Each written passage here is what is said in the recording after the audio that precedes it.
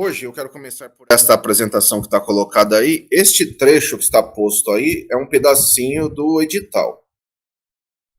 Talvez a primeira coisa a ser dita é: está chegando a hora da prova, aquelas coisas que falei ontem são importantes. Talvez a mais importante de todas é estar tranquilo. Você se preparou e agora chegou a hora. Maravilha. Vamos revisitar o edital. Sexta-feira, se vocês quiserem, a gente faz de novo. Então, sexta-feira eu quero fazer esta aula, né? Uma aula extra, e é só fazer a aula, é só aparecer.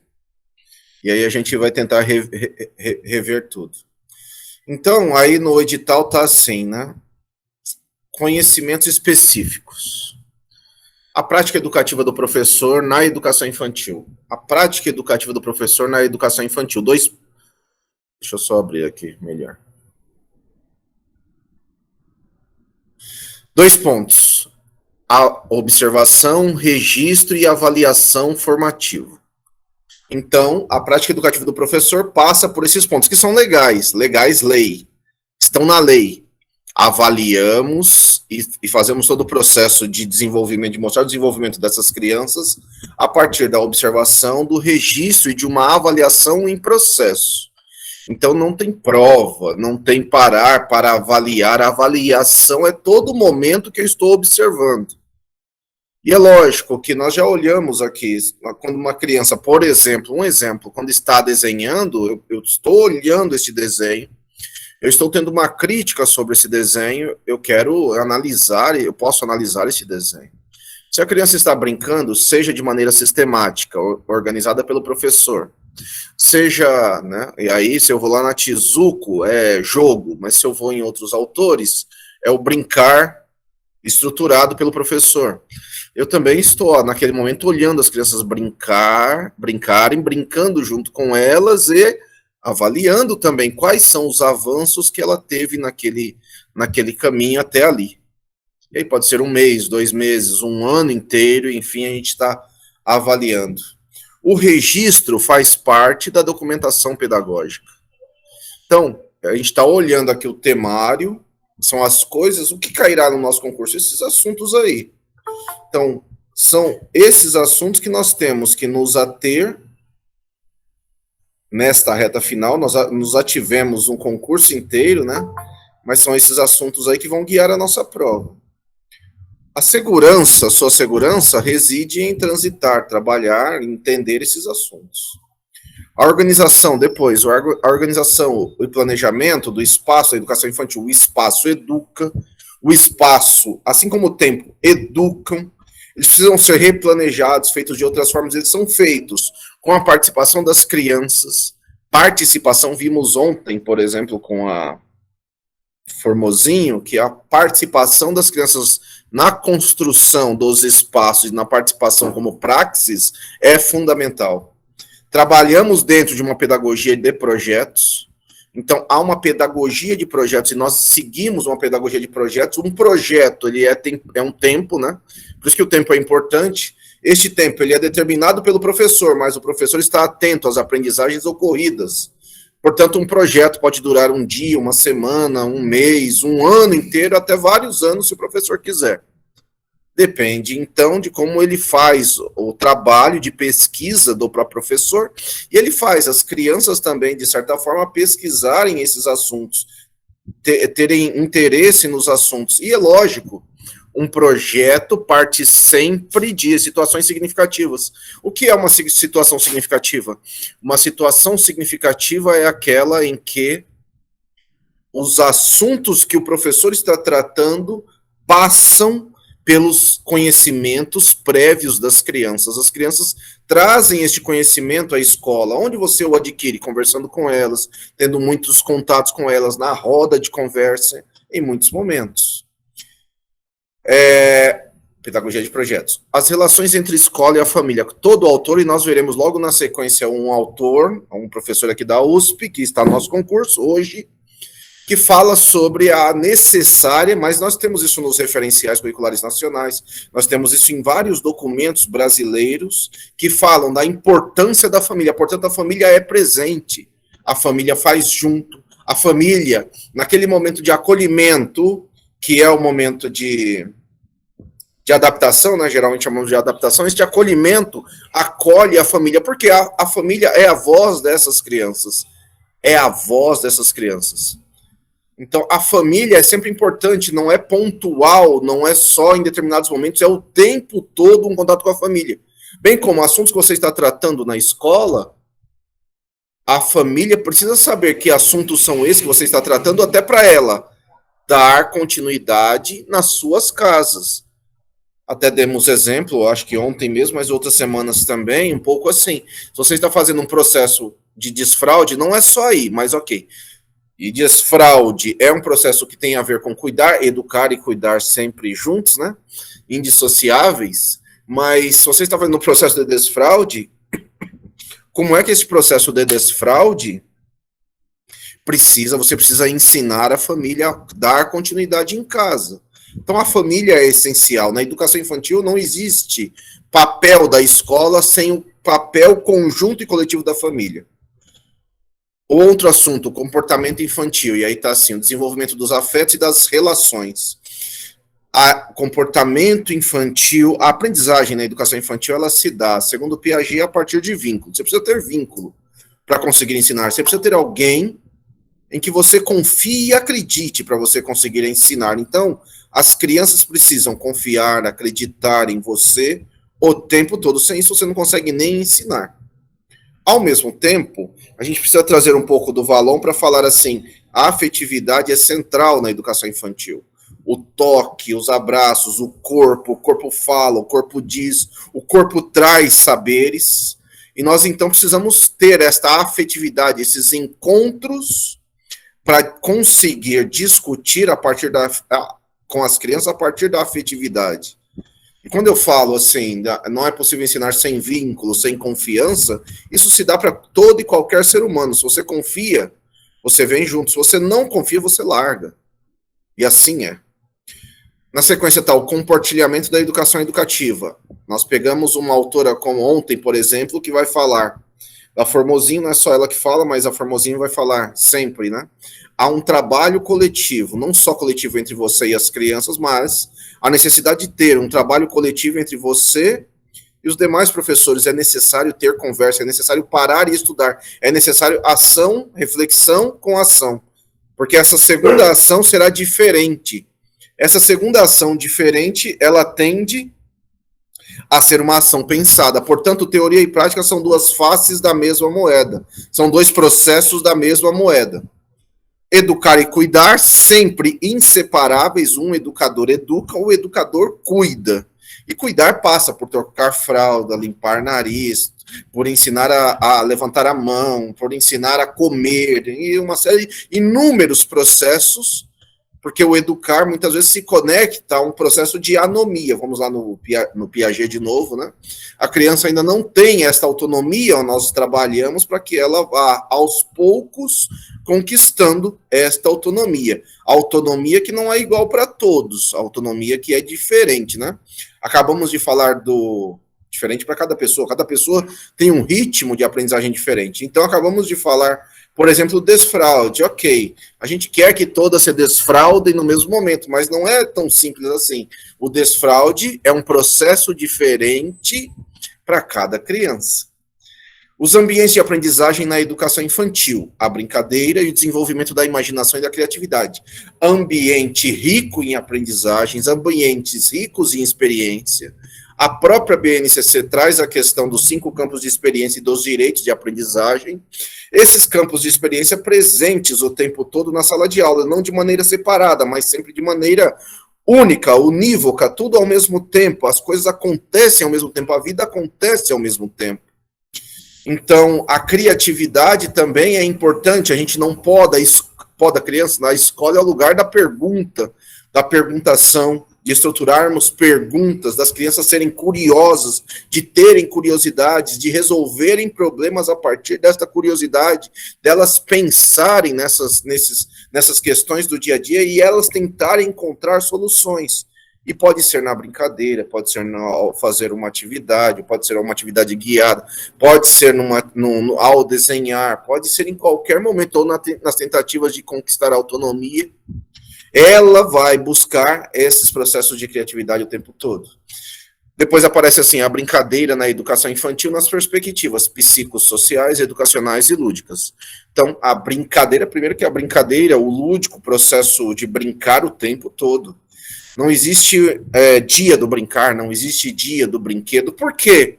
O brincar e as formas de brincar, de trabalhar isso na forma de jogo, de trabalhar isso na forma de brincadeira, de trabalhar isso na forma de brincadeira estruturada, não estruturada, semi-estruturada, às vezes objetivada pela intencionalidade do professor. Todos esses processos ajudam a um desenvolvimento, então, psicossocial, de encontro. Se eu quero trabalhar, por exemplo, um momento de egocentrismo das crianças, como é que eu faço a partir desses brinquedos que estão com elas? Como é que eu divido esses brinquedos? Como é que eu faço esse brinquedo ir e vir para ela e diminuir os processos egocêntricos, por exemplo? São propostas educacionais, aí está assim, perspectivas educacionais, é porque o professor tem uma intencionalidade, está propondo. O professor tem intencionalidade, está propondo. Eu quero que, nesse momento, objetivamente, elas aprendam tal assunto, tal coisa. Então, ele vai e propõe de maneira educativa. E lúdica, ou seja, deve ser divertido, deve ser prazeroso, deve ser importante, deve ser significativo, deve fazer parte do dia a dia. Há, sim, alfabetização na educação infantil, porém, a alfabetização na educação infantil, ela não é tratada como no ensino fundamental. Aliás, nada é tratado como no ensino fundamental. A primeira etapa da educação básica, a educação infantil, trata a educação quando eu conto uma história, quando eu faço uma roda de conversa, quando eu falo para eles contarem, conto uma história, não conto o final, e peço para eles contarem quando eu escrevo para eles, quando eu mostro os números para eles, quando eu mostro letras para eles, mas eu não mostro no sentido de querer que eles copiem, não existe cópia, não existe trabalhar com desenhos prontos, não existe isso na educação infantil, a gente vê muito, mas não existe. A alfabetização, ele é um processo, e neste momento, eu falaria assim, ele é um processo absolutamente natural, de busca de interesse, de prática social. Nós lemos todos os dias na escola de educação infantil, por quê? Nós queremos que as crianças tenham essa prática social de contato com as letras, de contato com o código escrito, de contato com os signos da escrita. Nós lemos e passamos o dedo em cima, até porque neste momento que nós passamos o dedo em cima daquilo que nós estamos lendo, nós mostramos o sentido da leitura, que no Brasil é da esquerda para a direita, né? Em outros lugares é diferente, mas no Brasil é da esquerda para a direita. Você passa o dedo em cima para você mostrar que você está tirando aquelas coisas que você está falando exatamente dali, para mostrar que é importante. Você usa o suporte livre, busca usar o suporte livre o tempo todo, para dar ao livro, à escrita, a importância que ela precisa no dia a dia e merece. Portanto, é algo para todo dia. Escrever como algo para todo dia. As crianças escrevem, mas escrevem a partir das garatujas, dos grafismos, dos seus desenhos. E nós vimos aqui com uma das autoras que esse grafismo, esse desenho, ele vai se complexificando e vai tentando, de certa forma, também imitar essa forma de escrita, que é a forma de escrita, enfim, que nós usamos na escola, a escrita do alfabeto, né?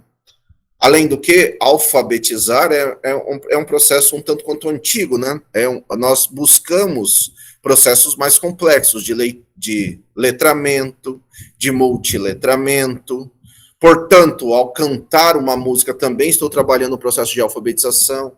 Se eu escrevo um trecho dessa música, estou escrevendo o processo de alfabetização. Se o meu espaço, como já foi falado aí, o espaço na educação infantil, se a minha sala é rica, eu tenho espaços para o livro, eu tenho espaços para colar textos, eu tenho espaço para colar palavras, eu tenho espaço para colar coisas que signifiquem esta conexão com uma prática social de língua portuguesa.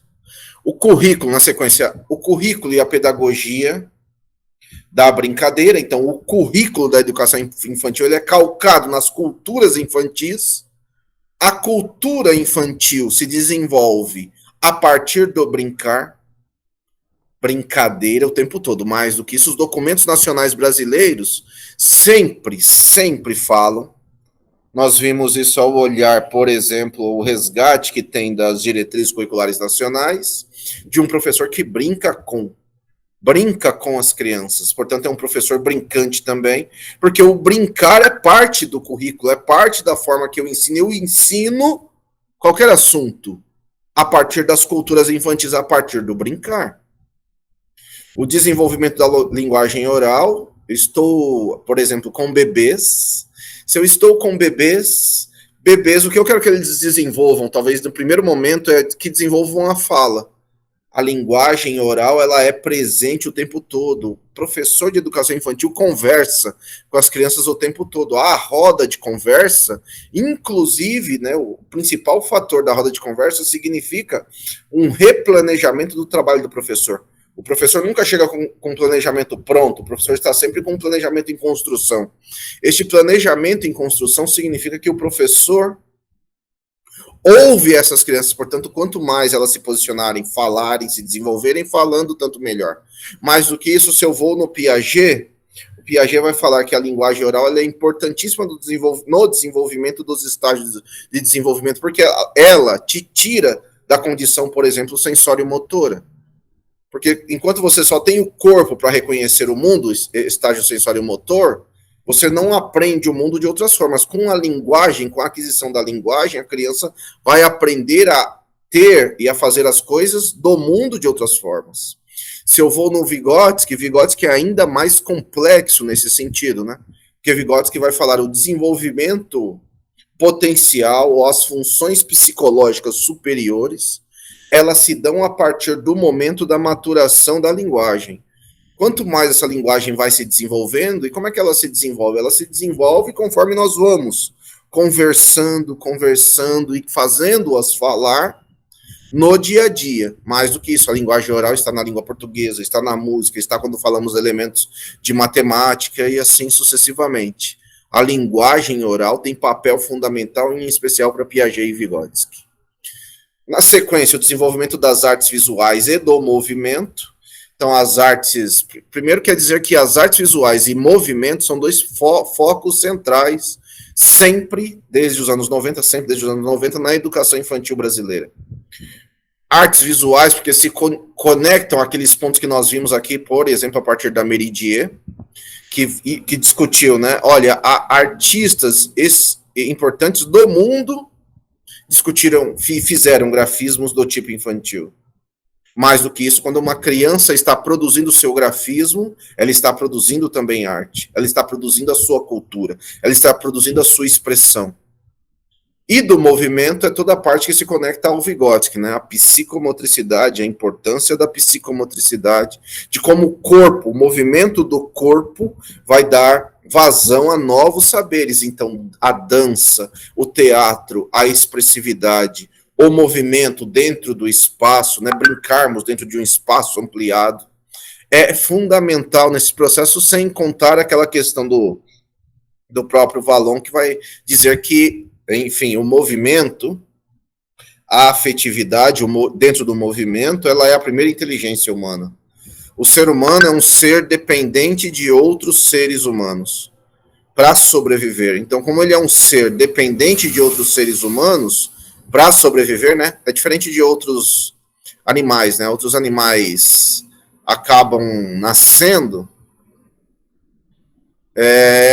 e a partir do momento que nascem já saem andando e vão viver a vida. O ser humano não, ele é dependente de outros seres humanos. E ao se tornar por ser dependente de outros seres humanos,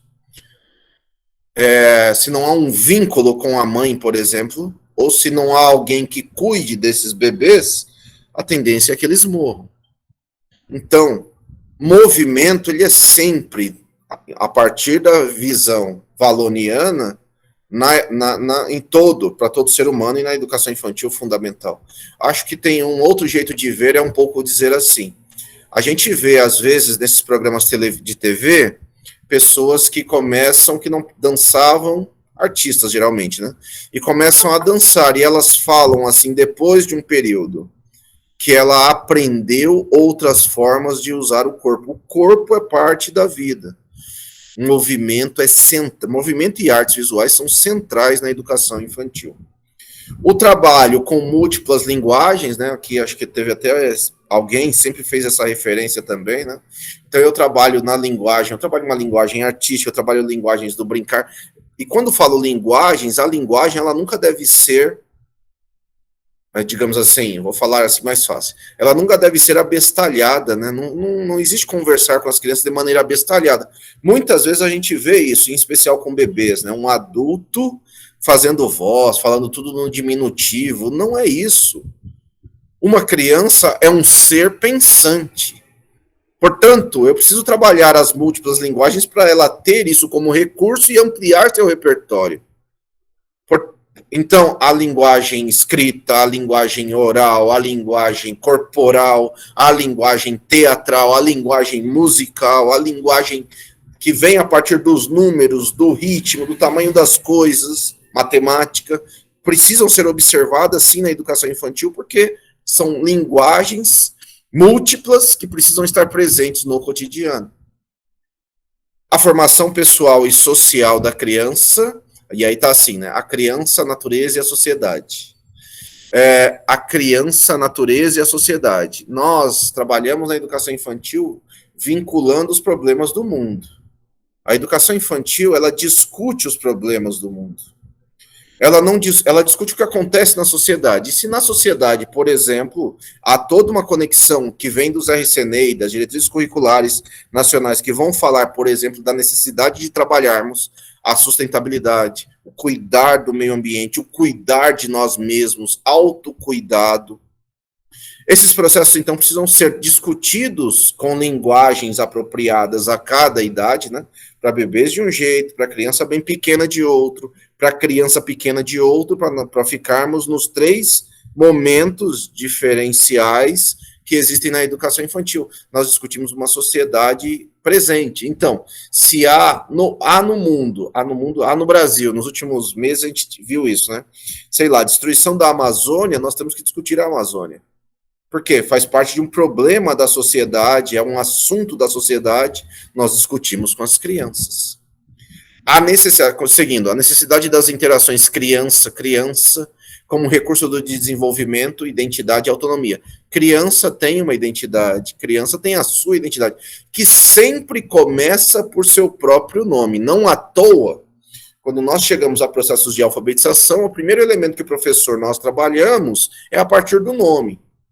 E não é uma grande... Outro dia numa aula, não foi com vocês, mas numa aula surgiu essa coisa assim. Não é uma grande coisa a criança saber o próprio nome, porque é a sua identidade. Ela tende a querer saber como escreve, como faz, mas às vezes você vai ver, ainda mais para nós com crianças pequenas, ela pode até saber escrever ou decifrar seu próprio nome, mas isso não significa que ela ainda está alfabetizada.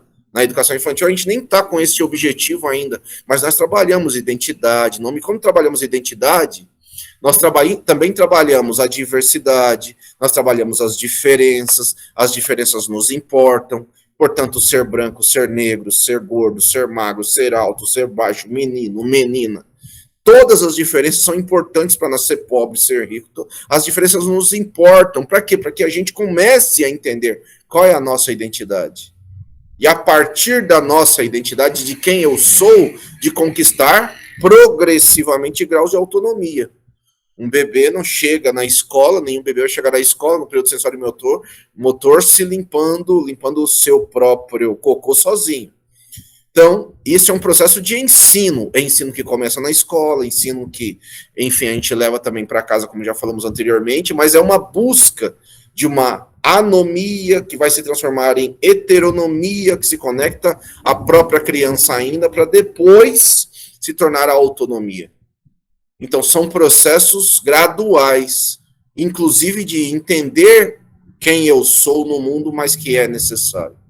Começa pelo próprio nome, mas depois todas as características físicas também são importantes serem discutidas na escola, e porque nós somos diferentes, e por que ser diferente é importante e é importantíssimo. Seguindo, o desenvolvimento humano em processo de construção, Piaget, Vygotsky e Vallon. Então, o construtivismo nasce disso, né? Processo em construção. Se há uma construção, ela não é uma construção feita só pelo professor, é uma construção sempre coletiva entre adultos que estão na escola, e aí são todos os adultos que estão na escola, e crianças aprendem umas com as outras. A escola é este lugar da socialização, da convivência. A escola de educação infantil é este lugar da socialização, da convivência, de nós aprendermos com as pessoas que são diferentes de nós e que não estão conosco na nossa casa. Daí a importância, inclusive, de ir à escola, mas é um processo em construção. Ele é tão construtivo que, em especial, Piaget e Vallon criaram etapas de desenvolvimento para falar, olha, algumas coisas se constroem nesta etapa, outras coisas nesse segundo estágio. Piaget chama o primeiro estágio de estágio sensório-motor. Depois, no segundo, ele vai para o operatório. Depois, ele vai para o operatório concreto. Então, ele estava dizendo o que acontece em cada momento. Não é que todo mundo está no mesmo lugar. Porque cada pessoa, ao ter um ritmo diferente de aprendizagem e de olhar o mundo, vai aprendendo de maneiras diferentes, de maneiras gradualmente diferentes. E por isso também é uma construção interna, é uma construção externa. A escola possibilita uma gama de experiências para as crianças aprenderem a partir dessas várias experiências. Ok. A motricidade, a importância da psicomotricidade da educação infantil. O que é motricidade? O que é a motricidade? A motricidade é o motor, né? O que é o motor para esses autores? O motor para esses autores é o corpo. Ter motricidade, né? Passado se discutia assim, motricidade fina, motricidade grossa, motricidade... Hoje em dia não se discute mais isso, por quê? O que se discute hoje é a motricidade a partir do motor corpo, a partir do movimento. Então, quando eu faço uma atividade de dança, quando eu faço uma atividade de desenho, quando eu proponho uma atividade de que eles escrevam do jeito deles, não é escrever com letras, é escrever contando a história do jeito deles. Por exemplo, eles usam lápis e podem usar outros vários suportes, lápis, giz, caneta, canetão, canetinha, carvão, terra e outras coisas que marquem. Então, nós já estamos trabalhando processos de motricidade. Mais do que isso, se eu estou com bebês não andam. Quando eu os ensino a andar, também estou trabalhando processos de motricidade. E se trabalho esses processos de motricidade, a motricidade, o corpo, o motor, motricidade, corpo, interfere no desenvolvimento do psíquico. Portanto, desempenhamos melhor quando usamos toda a potência humana, inclusive a parte motora, a parte do corpo. O corpo, se eu pego de novo um bebê aprende com o corpo, né? Tudo que traz perto dele, ele traz para si, para perto do corpo. Porque a visão ainda não é totalmente reconhecível, a fala não existe. Como é que o corpo reconhece? E um bebê, ao pegar uma coisa, né? Então, eu estou com o bebê está com a mão aberta, encosto uma coisa na mão dele, ele automaticamente fecha. Psicomotricidade. Aliás, se eu estou com bebês pequenos, 4, 5, 6 meses, encosto uma coisa na mão deles, e eles não fecham automaticamente, demoram a fechar, né, eu encosto, eles demoram a fechar, significa que alguma questão motora não está bem desenvolvida, mas quem resolve isso não somos nós fazemos indicativos, e essa questão é resolvida de maneira clínica, médica, e quanto antes, tanto melhor. Portanto, o desenvolvimento psicomotor, brincar, né? Como é que se brinca? Brinca usando o corpo, brinco usando o que o meu corpo consegue fazer naquele momento. Eu brinco de correr, eu brinco de ficar parado, brinco de me esconder, brinco de ficar atrás de uma coisa, e aí eu preciso fazer uma análise, né? Esta coisa consegue cobrir todo o meu corpo? Há uma série de análises quando eu trabalho o corpo, mesmo quando estou brincando. Então, há um papel dessa educação psicomotora, você provoca esses processos, você quer o desenvolvimento desses processos, onde o corpo, sim, ensina o desenvolvimento do cérebro. O corpo ensina a atividade psíquica. A matemática na educação infantil, hoje, em algum momento nós veremos hoje aqui, mas talvez entre as coisas mais simples, né? A matemática na educação infantil é quando nós trabalhamos grandezas, medidas, espaço e forma. Então, quando eu trabalho formas, né? Olha, isso tem um formato, tem 3 lados, triângulo, 4 lados, quadrado, não sei quantos lados. Eu posso ir brincando, mas brincando com isso. O que dá para fazer com um quadrado? O que dá para fazer com um cubo? O que dá para fazer com um cone? Então eu brinco com a forma das coisas, mas de todas as coisas. Eu posso falar da caneta, eu posso falar de um cone, eu posso falar falar de maneira intencional, mas eu sempre estou falando de algo matemática, tem que ser vivo, presente. Então, se eu falo do espaço, posso falar do tamanho do espaço. O que é maior, é esta sala ou é aquela rua que passa ali na frente? Se dá para as crianças verem a rua, né? Elas têm que ver. O que é maior? Eu preciso trabalhar esses processos. Maior, menor. O que é maior? O elefante ou é maior a formiga? Tamanhos são importantes para eles pensarem. As grandezas, né, são importantes. Os formatos são importantes, as medidas são importantes, a apresentação dos números do mesmo jeito que queremos apresentar as letras aos poucos, brincando, psicomotricidade. Eu posso fazer com que as crianças façam com o corpo as letras, né? E fiquem lá junto a 2 crianças, 3 crianças, fazem a letra A, a letra B, a letra C, psicomotricidade com brincar e com alfabetização. Eu posso fazer o mesmo com o número, né? Do mesmo jeito que eu quero, então, trabalhar elementos dos signos linguísticos da língua portuguesa, as letras, as palavras, e mostro para eles, os números a mesma coisa. Contar quantos colegas estão, quantos colegas não estão, quantas meninas tem, quantos meninos tem. Porque eu vou interconectando vários saberes neste momento, né? Então, números, sistemas de numeração, né? Porque os números só são 10 números, né? Do 0, né? A criança tem mais dificuldade. A criança pequena tem extrema dificuldade de entender o número 0. Mas daquilo que não existe, do 0, número 0, até o número 9. São esses os números que existem. E eles criam a junção desses números, né? Um com mais um outro 1 forma o número 11.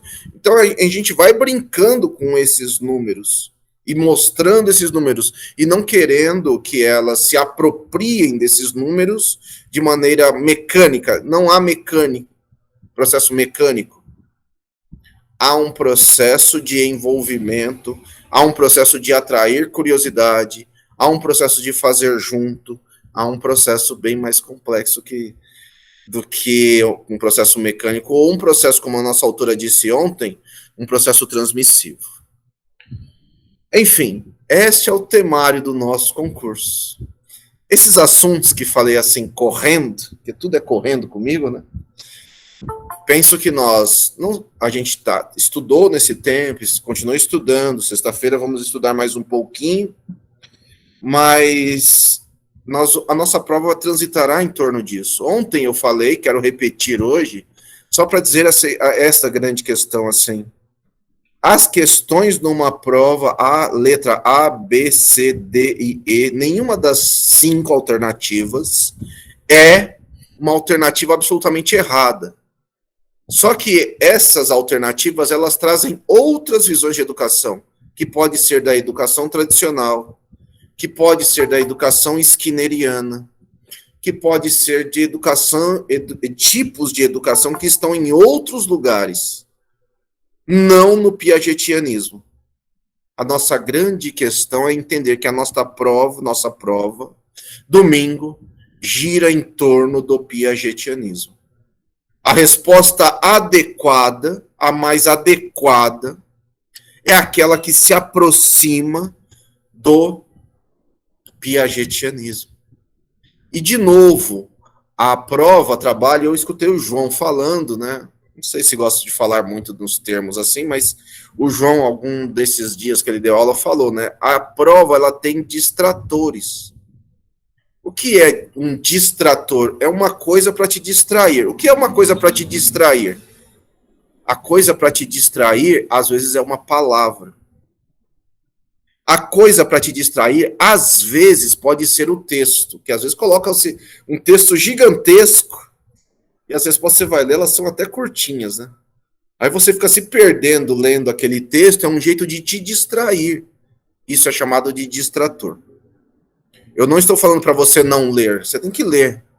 Mas a ponta central, o lugar central, fundamental da prova, está em entender quais das 5 alternativas é aquela que mais se aproxima do piagetianismo.